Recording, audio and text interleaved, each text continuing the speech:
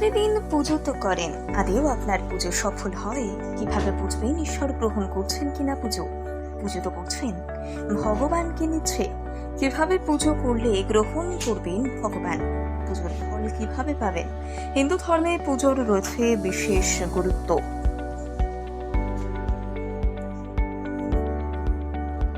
পুজো শব্দের অর্থ হলো সম্প্রদান করা, নিজের সামর্থ্য অনুযায়ী বিশেষ কিছু ঈশ্বরের উদ্দেশ্যে প্রদান করা। প্রায় প্রতিটি হিন্দু সনাতন বাড়িতে ঈশ্বরের আরাধনা করা হয়। নিজের মতন করে ঈশ্বর সাধনা করি আমরা। বিভিন্ন বিপদে পড়লে ঈশ্বরকে আমরা পবিত্রতা হিসেবে ব্যবহার করি, কিন্তু প্রতিদিন তো পুজো করেন, তা সত্ত্বেও নানান বাধার মুখে পড়তে হয়। ঈশ্বরের সান্নিধ্যে এসেও মন থাকে চঞ্চল, সর্বদা কুচিন্তা গ্রাস করে। তাহলে কি পুজো কোনোভাবে ঈশ্বরের কাছে পৌঁছচ্ছে না? আপনি কি সাধনার দ্বারা ঈশ্বরকে প্রভাবিত করতে পারছেন না? আদেও পুজো নিচ্ছে তো ঠাকুর। কিভাবে বুঝবেন ওই ঐশ্বরিক সংকেত? ধর্মীয় বিশ্বাস অনুযায়ী প্রতিদিন ঈশ্বরের সাধনা করলে কয়েকটি সংকেত পাওয়া যায়, যার দ্বারা প্রমাণিত হয় ঈশ্বর আপনার কথা শুনছে, আপনার পুজো গ্রহণ করছেন ঈশ্বর। ভারতীয় জ্যোতিষে সনাতন শাস্ত্রে এমনটাই বলা হয়ে থাকে। ধরুন আপনি পুজো করছেন, হঠাৎ সামনে দেখলেন প্রদীপের শিখা জ্বলছে, অন্তত তেমনটাই প্রতিভাত হয়েছে আপনার সামনে। তবে মনে রাখবেন, ঈশ্বর আপনার সাধনা দ্বারা খুশি, আর তাই আপনাকে পূর্ব সংকেত দেখাচ্ছে। ঈশ্বরের সামনে প্রদীপ জ্বালিয়ে রেখেছেন, হঠাৎ করে দেখলেন প্রদীপের শিখা উঁচুর দিকে এগিয়ে যাচ্ছে, তবে মনে রাখবেন কোনো ভালো খবর পেতে চলেছেন আপনি।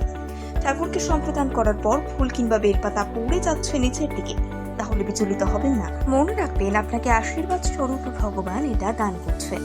ধরুন আপনি সকালবেলা নিষ্ঠা ভরে পুজো করছেন, হঠাৎ করে আপনার বাড়িতে প্রবেশ করলেন কোনো ব্রাহ্মণ, তবে মনে রাখবেন, বাড়িতে ব্রাহ্মণের প্রবেশ ঈশ্বরের প্রবেশ। পুজো করার সময় ব্রাহ্মণের প্রবেশ ঈশ্বরের আগমন হিসেবে বিবেচিত হয়।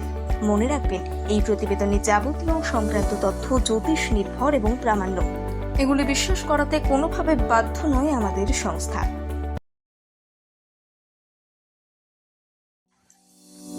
প্রতিদিন পুজো তো করেন, আদেও আপনার পুজো সফল হয়? কিভাবে বুঝবেন ঈশ্বর গ্রহণ করছেন কিনা পুজো? পুজো তো করছেন, ভগবানকে নিচ্ছে। কিভাবে পুজো করলে গ্রহণ করবেন ভগবান? পুজোর ফল কিভাবে পাবেন? হিন্দু ধর্মে পুজোর রয়েছে বিশেষ গুরুত্ব।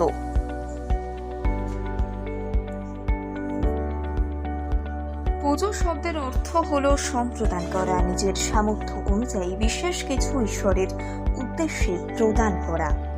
প্রায় প্রতিটি হিন্দু সনাতন বাড়িতে ঈশ্বরের আরাধনা করা হয়। নিজের মতন করে ঈশ্বর সাধনা করি আমরা। বিভিন্ন বিপদে পড়লে ঈশ্বরকে আমরা পবিত্রতা হিসেবে ব্যবহার করি, কিন্তু প্রতিদিন তো পুজো করেন, তা সত্ত্বেও নানান বাধার মুখে পড়তে হয়। ঈশ্বরের সান্নিধ্যে এসেও মন থাকে চঞ্চল, সর্বদা কুচিন্তা গ্রাস করে।